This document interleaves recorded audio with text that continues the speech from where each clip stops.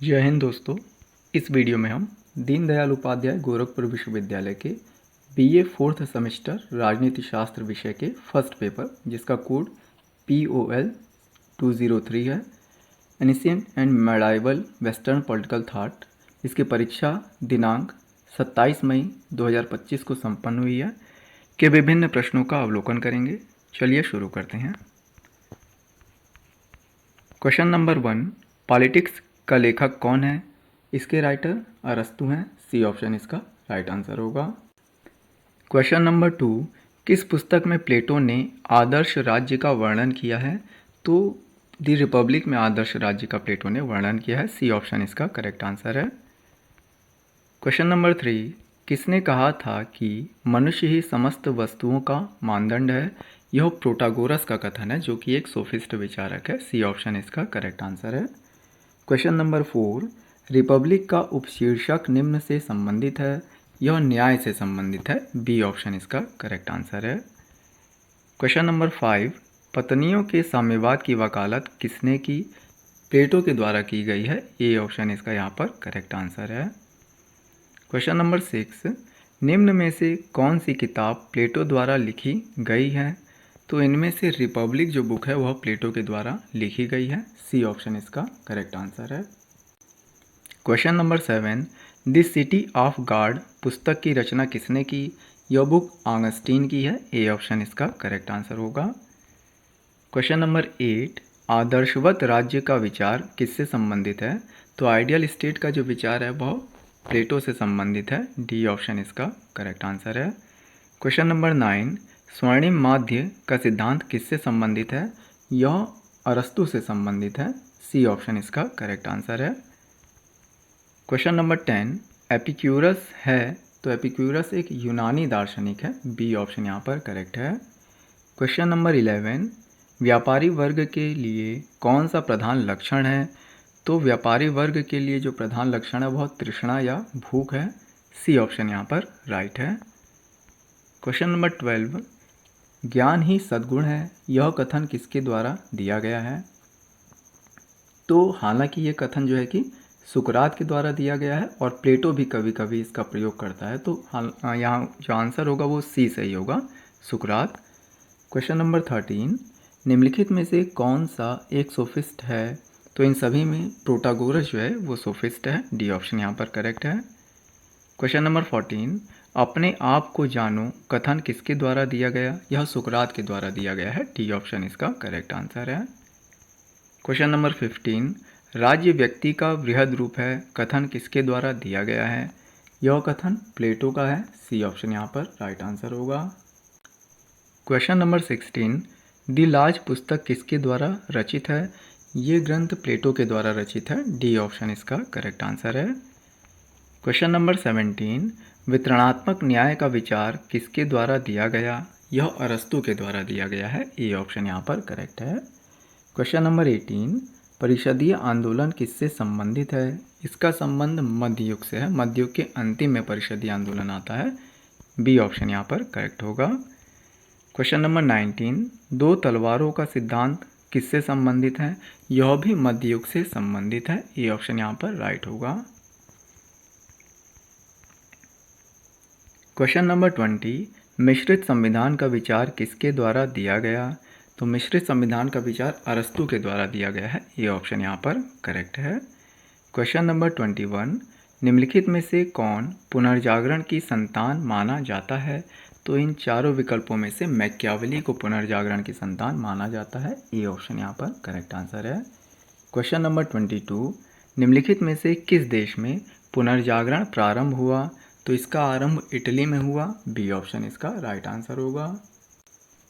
Question number 23, निम्नलिखित में से कौन प्रथम नारीवादी समझा जाता है?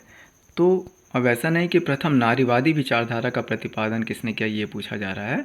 इन सभी विकल्पों में से प्लेटो जो है वह सही उत्तर है, क्योंकि प्लेटो नारियों की स्वतंत्रता की बात करता है। एक उदाहरण वो देता है कि जिस प्रकार से कुत्ते जो होते हैं, श्वान जो होते हैं, उनके रखवाली करने के कार्य में उनके लिंग की जो है वो बाधा नहीं है, वैसे ही स्त्री और पुरुष दोनों ही राज्य का शासन का संचालन कर सकते हैं। तो प्लेटो ऑप्शन यहाँ पर करेक्ट होगा। Question number 24, the daily Gibbs पुस्तक के लेखक कौन है?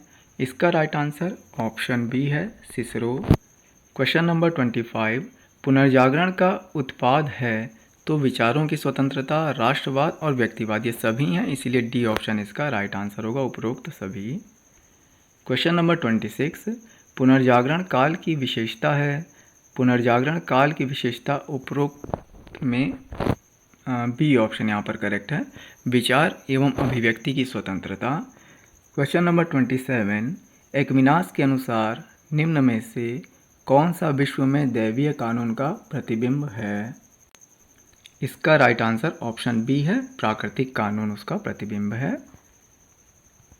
क्वेश्चन नंबर 28, मध्यकालीन राजनीतिक चिंतन की प्रमुख विशेषता है।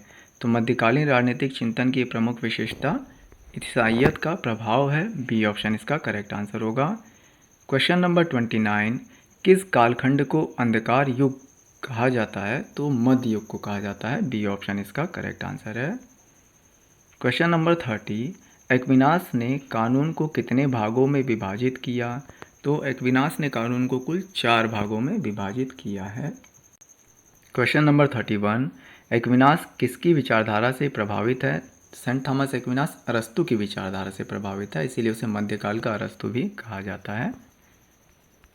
क्वेश्चन नंबर 32, निम्न में से किसने समानुपातिक न्याय का विचार दिया है? यह ए ऑप्शन यहाँ पर करेक्ट है, अरस्तु के द्वारा दिया गया है। क्वेश्चन नंबर 33, अरस्तु के अनुसार राज्य है तो अरस्तु राज्य को एक नैसर्गिक या प्राकृतिक संस्था मानता है, डी ऑप्शन इसका यहाँ पर राइट आंसर होगा। क्वेश्चन नंबर 34, मनुष्य एक सामाजिक पशु है, ऐसा किसने कहा है? यह अरस्तु ने कहा है, ए ऑप्शन इसका करेक्ट आंसर है। क्वेश्चन नंबर 35, राज्य परिवार का विस्तार है, किसने कहा? तो राज्य को परिवार का विस्तार अरस्तु के द्वारा कहा गया है, सी ऑप्शन इसका करेक्ट आंसर है। क्वेश्चन नंबर 36, ग्रीक चिंतन में राज्य है एक, तो ग्रीक चिंतन में राज्य एक साव्ययी संस्था है, ए ऑप्शन इसका राइट आंसर होगा। क्वेश्चन नंबर 37, अकादमी संस्था किसके द्वारा स्थापित की गई? यह प्लेटो के द्वारा खोला गया था, ए ऑप्शन यहाँ पर करेक्ट है। क्वेश्चन नंबर 38, सौदेशात्मक पद्धति किसने प्रयुक्त की? यह अरस्तु के द्वारा प्रयुक्त की गई है, सी ऑप्शन इसका राइट आंसर है। क्वेश्चन नंबर 39, गणित विषय किसके लिए बहुत महत्वपूर्ण था? प्लेटो के लिए बहुत महत्वपूर्ण था और अकादमी के बाहर ये लिखा भी गया था कि गणित विषय के ज्ञान के बिना वहाँ पर कोई प्रवेश नहीं पा सकता है। क्वेश्चन नंबर 40, किस विचारक ने 2 नगरों की संकल्पना का विचार दिया है?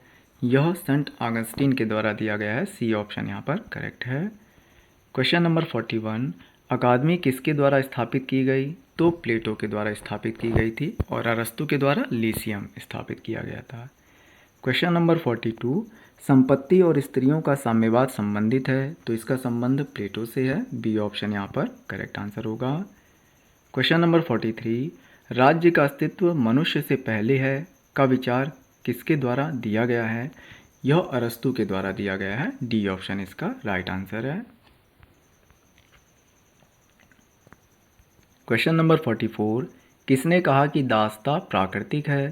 तो अरस्तु ने दास्ता का समर्थन करते हुए कहा है कि दास्ता प्राकृतिक है, बी ऑप्शन इसका राइट आंसर है।